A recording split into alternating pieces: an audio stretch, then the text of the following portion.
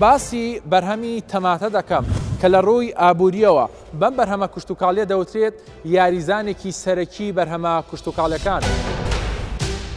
ئەو بوارە نما خەڵک ڕسکی فڕە بداتن و کاڵاکانی فڕەداتە جادەی ئێستا یارمەتی دەدێت لە ڕێگای حکومەتەوە لە ڕێگای وەزارەتی کشتتوکاڵەوە. چۆن گرنگی بە بەرهەمی ناوخۆیی و پاڵپشتیکردنی جوتیاران کراوە. کرانەوە و دەست بەکارکردنی کارگەی ئاوە تەماتی هەریر یەکێک بووە لە کارە هەرە گرنگەکانی حکوومەت هەرێمی کوردستان. پشکنینەکانی خۆمان بە ئامێری زۆر باش و پێشکەوتوو ئەنجام دەدەین ستانداردی عالەمی عراقیە کە تاقییان کردەوە بەڕاستی زۆر لە بەرهەمە بیانیەکان باشترە. ئومێد دەکەین ئەو کارنامەی حکوومەتی هەرێمی کوردستان کە لە کابین نوێم بووە ئەو پژگیرانێکە ئێستا هەیە پژگیریمان هەڵوە بەردەوام بی هەتا ئەمە بتوانین زیاتر بەردەوام بین.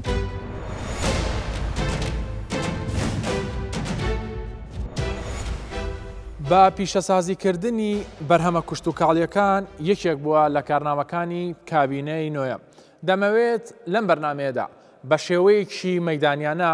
بە دوواداچوون بۆ یەک بەرهەمی خۆماڵی بکەم کە لە ساڵانی ڕابردوودا جوتیارانی هەرێمی کوردستان فڕیان دەدا، بەڵام ئێستا ئەو بەرهەمی جوتیارانە بۆتە بەرهەمی پیشەسازی و ڕەوانەی بازاڕەکانی هەرێمی کوردستان و دەرەوەش دەکرێت. باسی بەرهەمی تەماتە دەکەم کە لە ڕووی ئابوووریەوە بەم بەرهەمە کوشتتوکاڵیە دەوترێت یاریزانێکی سەرەکی بەرهەمە کوشتتوکاڵەکان. خاک و کەشوهەوای هەرێمی کوردستانیش لەبارە بۆ بەرهەمهێنانی تەماتە چۆن کار لەسەر ئەوە کراوە، چۆن بەرهەمی جوتیاران دەکرێتەوە و پاشان دەکرێت بە پیشەسازی و دەنێرێت بۆ بازاڕەکانی دەرەوە. تەنها لە ڕێگای بەرهەمێکی کوشتتوکاڵیەوە چەندین هەلی کار ڕەخسێنراوە و ئێستا هاوڵاتیان بەرهەمی ناوخۆیی هەرێمی کوردستان بەکاردێنن. لە تەمەنی کابینەی نوێمدا چۆن پاڵپشتی بەرهەمی جوتیاران کراوە. مەبەستی من و هاوکارانمە لەم بەرنمەیەدا بە دوواداچوون بۆ ئەم بابەتە بکەین. سوودوەرگرتن لە بەرهەمی کوشتتوکاڵی و پاڵپشتیکردنی جوتیاران و پاشان بە پیشەسازیکردنی بەرهەمە کوشتتوکاڵیەکان لە کابینەی نوێم زۆر گرنگی بەم کەرتە دراوە. لە ساڵانی ڕابردوو جوتیارانی هەرێمی کوردستان بەرهەمەکانیان فڕێدەدا بەهۆی نەبوونی بازار بۆ بەرهەمەکانیانەوە. ئێستا نەک پاڵپشتی دەکرێن بەڵکو بەرهەمەکانیشان دەنێنرێن بۆ کارگەکانی هەرێمی کوردستان و بەرهەمە کوشتتوکاڵیەکان بە پیشەسازی دەکرێت. بۆ ئەم مەبەستە ئێستا لە هەرێمی کوردستاندا دوو کارگەی دۆشاوی تەماتە هەن لە سنووری شارەزور و هەریر. دۆشاوی تەماتە بە کوالەتێکی بەرز بەرهەم دەهێنن. باوی کە کارنامەی کابینی نوێمان دیت زۆر دڵخۆشکەر و بەنسبەتەمەوەکو کردی تایبەت لە هەمان کاتیش بەرهەمی جوتیارەکانمان هەستما کە بەرهەمی جوتیارەکانمان وەکو خۆی ساغ نابێتەوە جوتیارەکان لەوەی زەرێکی زۆریان بەردەکەوی هەردوو ئەمەیان وا تەژێ کرد کە بین ئەو کارگەی بەکار بخێنەوە دووبارە دەست بەکارکردن بکەینەوە. ئومێد دەکەین ئەو کارنامەی حکوومەتی هەرێمی کوردستان کە لە کابین نوێم بووە ئەو پژگیرانێکە ئێستا هەیە پژگیریمان هەڵوە بەردەوام بی هەتا ئەمە بتوانین زیاتر بەردەوام بین خزمەت بە هەردوو لای بگەینین. ئێستام کارگەیە پشت بە بەرهەمی جوتیاران دەبەستێت چۆن کار دەکات چەند کەسکاری تێدا دەکات. کارگەی دۆشاوی تەماتی هەریر خۆی لە خۆدا کارگەی قوتوبەندی هەریرە، بەڵام ئەوەی کە ئێستامە ئیشی لەسەر دەکەن ئەو 2-3 ساڵەی دۆشاوی تەماتەیە لەبەرەوەی بەرهەمی جوتیاران بەڕاستی بەرهەمێکی باش و زیادیشە لە ناوچەکەی. ڕۆژانە ئەمە بەرهەمی جوتیاران لە کوردستان شارەکانی دەروێ کوردستانیش لە عراق بەگشتی وەردەگرین. لە کارگەی ئێستامە نزیکەی 90 کەس لە خەڵکی دەوروبەری هەریر ئەوانەی کە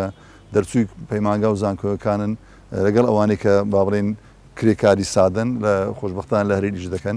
ڕاستەوخۆ ناڕاستەوخۆ زیاتر لە 2000-3000 کە سوودمەندە لەو کارگەی ئەوە خۆی لە خۆیدا ڕەخساندنی هەلی کارە. هەروەک پێشتریش ئەم گوتم کەتی تایبەت هەمیشە هەردەم دەیەوێت حکوومەت پشتگیری حکوومەتی بکە ئەمە کردی ئێستا و هەری کارمان ڕەخساندی بۆ هەموو خەڵکەی لێرە ئەومان کە ئەوەی دووەم کە لای ئەمە زۆر گرنگە بەرهەمی جوتیارانە کە ئەمە وەردەگرین ئینجا دێنە سەرەوەی کە کارگە بتوانی خۆی بژێنی و بتوانی بەرهەمەکی لەبەر و میناوە خۆ بەرهەم بینیت و بیخاتە بازاڕەکانی کوردستان. سەبارەت بە بەرهەمی ڕۆژانەتان لەم کارگەیە چەندە چۆن هەناردەی دەکەن بە چ پلانێکار لەسەر بازاڕەکانی هەرێمی کوردستانەکان؟ بڵێ وەڵا پێم باشە هەم بۆ بینەلانی بەڕێزی کوردستان 24 هەم بۆ خەڵکی هەرێمی کوردستان ئەوانەی کە تامزۆرە بزانن کردی تابەت چ دەکا و بەرهەمی ناوخۆچیە سەردانش ناو کارگەی بکەین لەوێ ئەو پرسیارەتان وەڵام بدەینەوە ئەگەر پێتان باش بێت.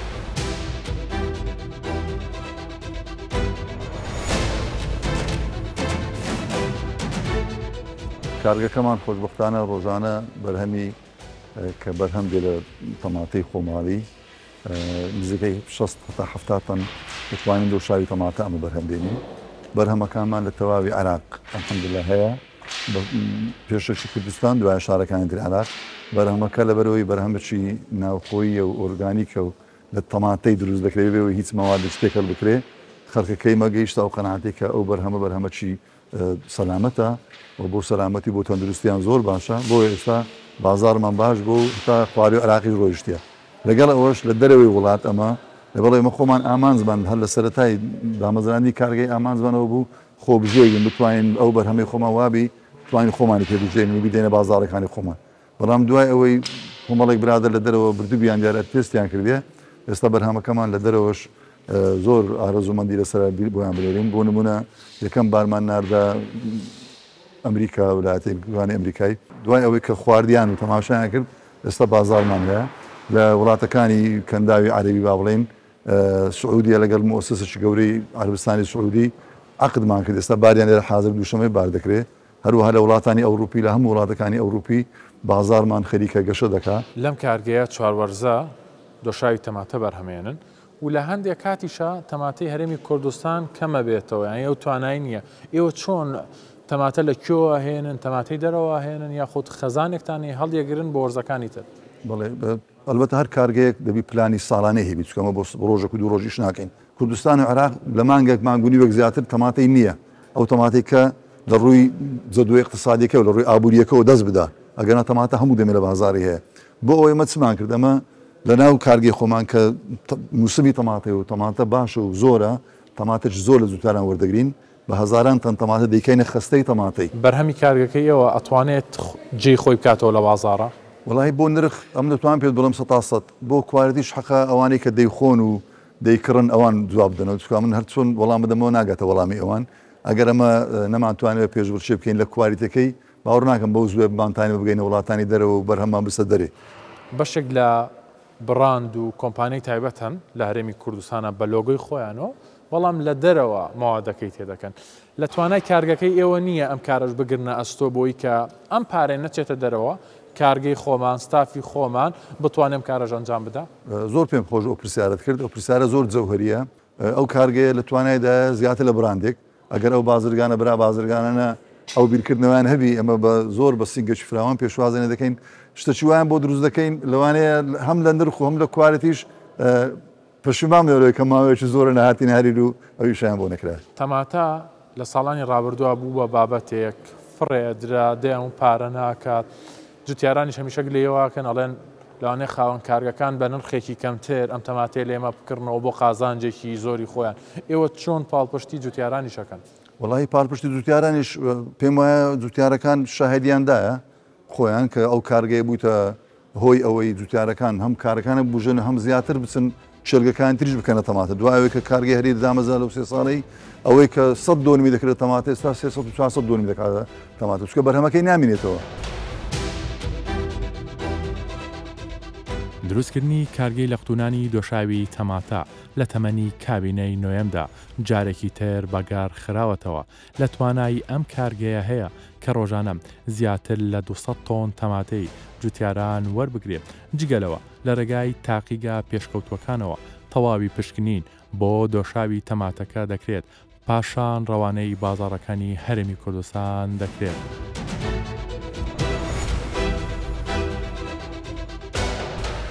ئێوە لەم کارگەیە چۆن پشکنین بۆ ئەم بەرهەماکەن بۆ ئەم ئاوی تەماتەیە دۆشاوی تەماتەیەکەن لە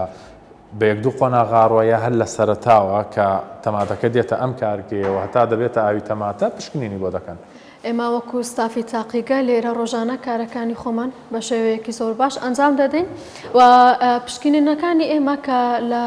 بەرهەم تایبەتە بە بەرهەمی دۆشاوی تەماتە لە کارگەی هەریرەوە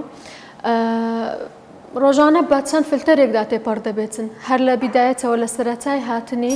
باری تەماتەکە کە داخلی ناو کارگە دەبێتن بە چەند قۆناغێکی جیاجیا تێپەڕ دەبێتن و لە هەر قۆناغێکیشدا سامپڵێک لە تەماتەکە وەردەگرین و دێن لە تاقیگە پشکنینەکانی خۆمان ئەنجام دەدەین. کاسە پشکنینمان هەیە بە پێی کوالیتی و بە پێی ستانداردێکی زانستی پشکنینی فیزیایی کیمیایی مایکرۆبایۆلۆجیمان هەیە و پشکنینەکانی خۆمان بە ئامێری زۆر باش و پێشکەوتوو ئەنجام دەدەین ستانداردی عالەمی عراقیە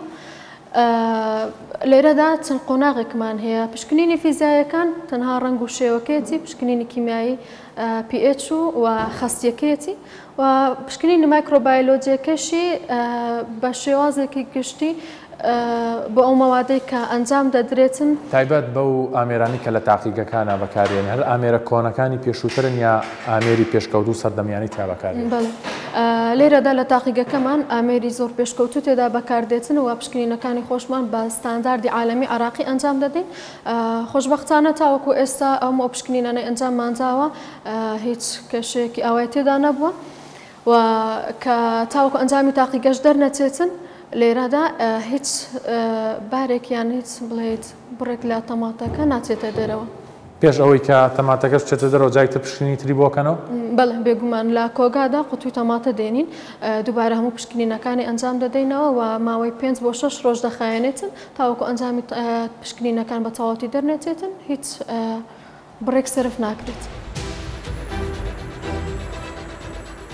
لەختونان و پاکێجکردن بە ناوێکی کوردیەوە یەکێکە لە تایبەتمەندیەکانی کارگەکانی هەرێمی کوردستان ئێستا بە شێوازێک پاکێجین و ستیکەر تایبەت بە بەرهەمە ناوخۆیەکان دروست کراوە و لەسەر بەرهەمەکان دەدرێت و پاشان ڕەوانەی بازاڕەکان دەکرێت.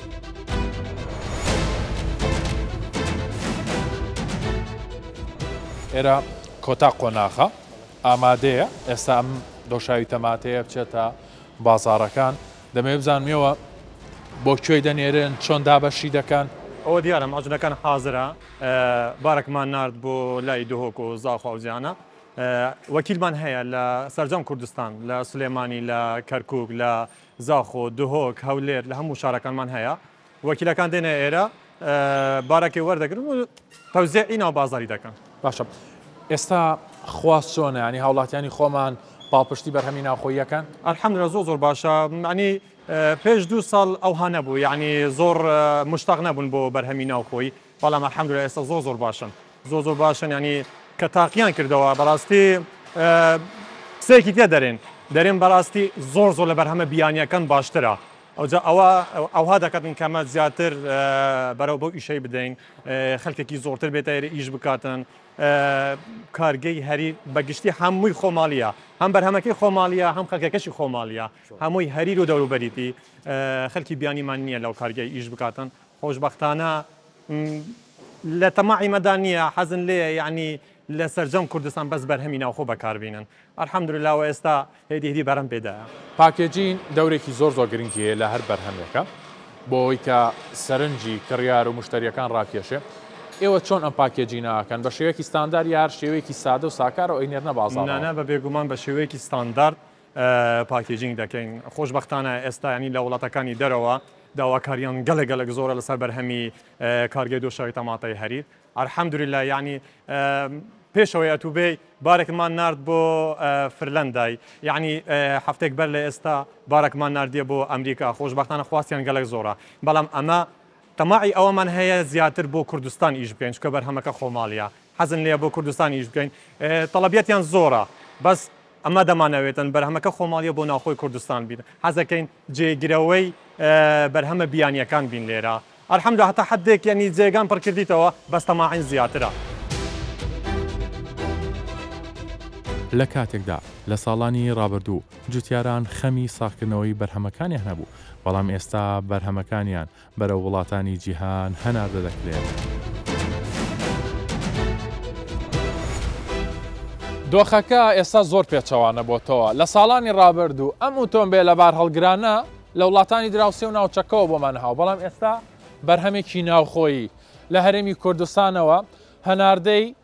وڵاتان دەکرێت لەسەر و هەموو شێوە زۆرترین هەلی کار لە ڕێگای یەک بەرهەمی ناوخۆییەوە دەڕەخسێت بەنمونە کاگی برایم ئەگەر بەڕێستان بێنە ئێرەوە وەکو ساقی ئەم ئۆتۆمبیلە بار هەڵگرا دەمەوێت لەوە دەست پێ بکەم بەڕێستان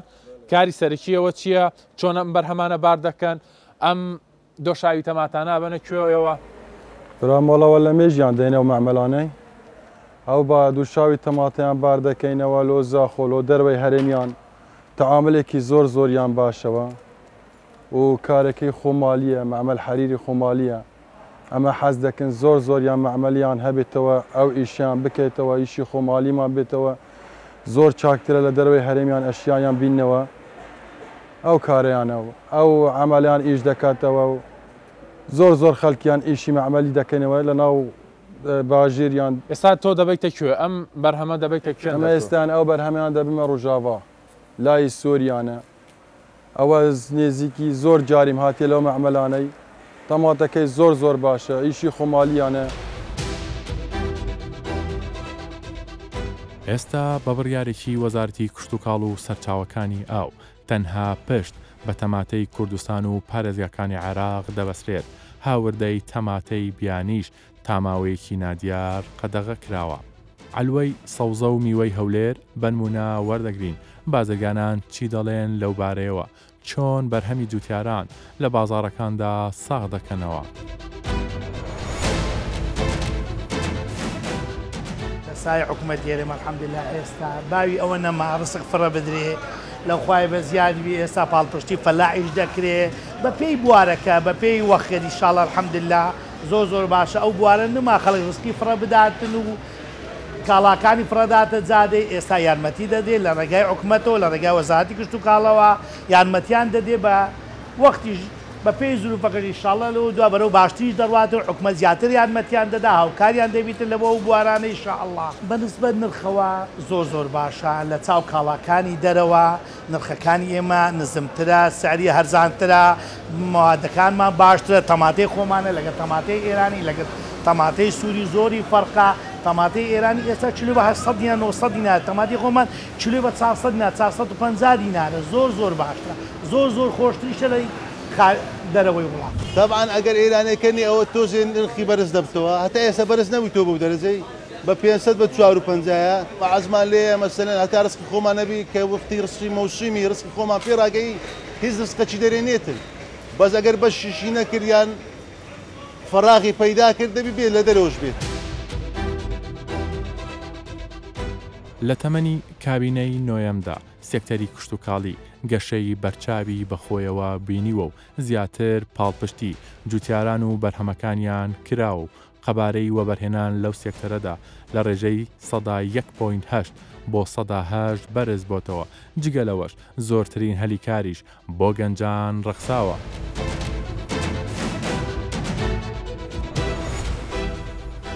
ئێستا ئەو پرۆژە کشتتوکاڵیانەی کە لە تەمەنی کابینەی نۆیەمدا بەردی بناغی دانراوە تەواو بوون و بەرهەمەکانیان دەچێتە بازاڕەوە.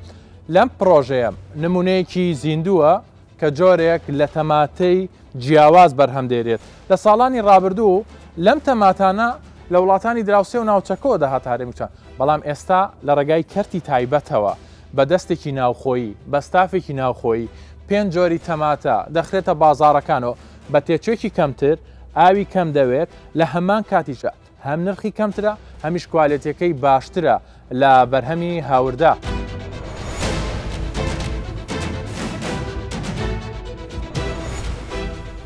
من دەمێ باسی شێوازی دروستکردن و بەرهەمێنانی ئەم تەماتەیەمان بۆ بکەیت. ئەو گرین هاوسە سەرەتاوە 8,000 متر دووجارە 17,000 بنەشتلمان هێنایە ئەو شتلانەت تقریبا 6 هەتا 7 هەفتەی پێدەچیتن هەتا تەماتەی بە بەرهەم دێنیتن پاش چاندنی لە 1 متر دووجایی ناو گرین هاوسی 6 هەتا 8 کیلو تەماتەی بە بەرهەم دێنیتن بەڵام لە دەرەوە تقریبا 4-5 کیلوی بە بەرهەم دێنیتن. شێوازی بەرهەمێنانەکەی مەسەلەن هەفتانەیە ڕۆژانەیە چەنە ئینتاستان هەیە؟ بیدایەتی کە مەسەلەن چاندرا پاش 6 هەفتەی گەمە ینی هەفتەی لەوانەیە جارێک بیدەن بەس ئێستا گەیشتی هەفتەی دووجار ئێستا هەفتەی دووجار لێ دەکەینەوە 3 هەتا 4 تن لێ دەکەنەوە ینی هەفتەی 7 تنمان هەیە تەماتەی لە ڕووی کوالێتیەوە لە ڕووی ئەو موادانی کە بووی بەکارێنرێ بۆ تەماتێ چه جیاوازێکی لەگەڵ ئەو تەماتانی کە لە دەرەوە هاوردە هەرێمی کوردستانەکرێ؟ ئەو تەماتانە دەتوانین بڵێن بە ناوعکی ئۆرگانیکە چکە ئەو تەماتە هەرچی پێویست بیتن بە خۆمان دەیدەنی ینی وەکو منداڵێک هەموو ڕۆژێ مهندسی زراعی دێت تەماشا دەکاتن بزانیتن تەماشای بەلکەکانی دەکات تەماشێت ڕەنگی تەماتەی دەکاتن چی پێویستە کالسیۆم بیتن پوتاسیۆم بیتن هەرچی خۆراکێکی پێویست بیتن ئەوەی دەدێنێ نە زیادە و نەکەم خواستی لەسەر لایەن هاوڵاتیانەوە بەێ خاستن ئەو چێری تومێتوە خواستی زۆری لەسەر لەناو بازاری خۆمان بابەتەوەی کە حکوومەت یاریێمی کوردستان چەنە کاراسانی بۆیەوە کردەوە مەسەن سەیرەکە ئەم تەماتەم پرۆژانە لە تەمەنی کابینەی نوێما بووە تا چەند حکوومەت هاوکار بۆ تاواکردنی پرۆژەیەکی لەو شێوەیە بەعام چونکە ئەو پرۆژە نوێیە ینی زۆر شت هەیە تازە هاتیتە ناو کوردستان ینی حکوومەتیش خاستن کابینەی نوەمی ئێستا زۆر گرنگی بۆ شتانەیدا بوو نمونە هەندێک مێشەنجینمە لێرە بەکارهێنا ئەو مێشانە خاصن لە بۆ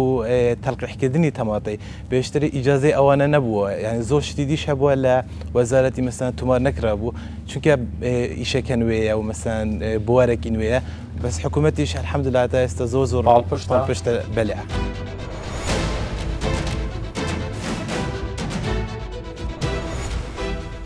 پرۆژێکی سەرکەوتووە و هەلی کاری باشی ڕەخساندووە هەم بۆ من کە وەکو سەرپەرشتیار لێرە کارێکم هەم بۆ گەنجانی تری کورد کە هەمووی خەڵکی کوردستانی خۆمانن کە لێرە کار دەکەن کەش و هەواکە هەرێمی کوردستان زۆر لەبارە بۆ پرۆژەی کشت و کاڵی کە دەتوانین زیاتر گرنگی پێ بدەین و زیاتر پەرەی پێ بدەین لە داهاتوودا کە پرۆژەی ئاوا زیاترمان هەبێت ئێستان پرۆژەیە ئەگەر بێت و گەورەتر بێتە کە ئێستا بوون منە ئێمە لێرە 12 کەس کارەکەین لەم پرۆژە گەر بێت و گەورەتر بێتە پێویستی بە نەفەری زیاترە بێ هەلی کاری زیاتر ئەڕەخسێتە بووام گەنجانەی خۆمان کە بتوانن لێرە کار بکەن. هەرێمی کوردستان خاک و ئاو هەوایەکی بەپیتی هەیە هەر ناوچەیەک بۆ بەرهەمێکی کشتتوکاڵی گونجاوە دەشتی هەریر بنمونە لە بەشی کشتتوکاڵی ئەو ناوچەیە بەڕوبەری 100,000 کیلۆمەتر ناوچەی شیاوی چاندنی هەیە و لە ماوەی تەمەنی کابینەی نوێمیشدا زۆر گرنگی با کەرتی کشتتوکاڵی لەو سنوورەدا دراوە. بابەتی پاڵپشتیکردنی حکوومەت و وەکو کابینەی نوێمی حکوومەت هەرێمی کوردستان ینی لە کۆمەڵێک بابەتەوە توانێتی پشتگیری بکات بەتایبەتی بابەتی هەناردەکردنی ئەو بەروبوومە کشتتوکالیانە ینی بە شێوەیەکی گشت لە سەراستی کشتتوکار ئەمە بوویتە هاندانێکی باش لەوەی بتواندرێت زوتیار زیاتر ینی پەرە بە بابەتە کشتتوکالەکانم دۆ بەرەوەی باشتر بە کەرتی کشتتوکال بدات. هەروەها ئەگەر تەماشا بکەین لەسەر ئاسی محافەزی هەولێر و بەڕێوەبەرایەتی گشتی کشتتوکالی هەولێر کاراسانی باشی کردیە لۆ جوتیاریان بەمەبەستی ئەوەی کە ئەو بەروبوومانەی بەتایبەتی سەوزۆمی و هەناردەی ناوخۆشانی وەکو باشووری خواری عێراق بکات ئەمەش بوویتە پاڵپشتێکی باش لۆ سێکتەری کشتتوکال بە شێوەیەکی گشتی. باشە من دەمەوێت نمونەیەک باس بکەم کارگەی ئاوە تەماتە دوای چەندین ساڵ و لە تەمەنیم کابینەیە جارێکی دەستی کردەوە بەکارکردن ئەمە چ کاریگەری هەم لەسەر بەرهەم هەم هانی جوتیارەکانی داوە کە بەرهەمی تەماتە زیاتر بەرهەم بێنن. کرانەوە و دەست بەکارکردنی کارگەی ئاوە تەماتی هەریر یەکێک بووە لە کارە هەرە گرنگەکانی حکوومەت و کابینە نوێمی حکوومەت هەرێمی کوردستان بەسەراحەت کرانەوەی ئەو کارگەیە یەکێک بۆ لەوەی کە ساڵانە برێم لە وەرزی هاوین کاتێک کە زوتیاران بەرهەمی تەماتیان زۆرە بوو ناتواندرا ساغ بکرێت و نەڕازیبوونیان دەرەبڕی وای کردە و نەڕازیبوونە نەمینی ئەو بەرهەمەی خۆیان لە بەفیڕۆچوونەوە ئاراستی کارگە بکەن و لێرانە بتوانە ساغ بکەنەوە هەستەکەن بۆ ئەمە سەرەتای ساڵە لەم ساڵدا بەرهەم کشتتوکاڵیەکان بە تایبەتیش بەرهەمی تەماتە لەم سنوورە زیاد دەکات.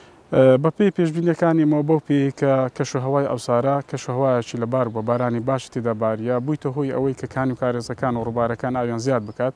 ئەکید ینی ئەو پلانی کەمە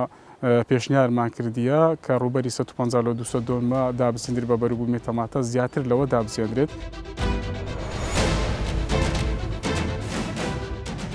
یەکێک لەو سێکتەرانەی کە لە تەمەنی کابینەی نوێمدا زۆر گرنگی و پاڵپشتی کرا سێکتەری کشتتوکاڵی بوو بۆیە هەر لە تەمەنی کابینەی نوێمدا کەرتی کشتتوکاڵی هەنگاوی گرنگی بڕی بە جۆرێک ئەو بەرهەمانەی کە زیاد لە خواستی ناوخۆیە ئێستا هەناردەی بازاڕەکانی دەرەوە دەکرێت.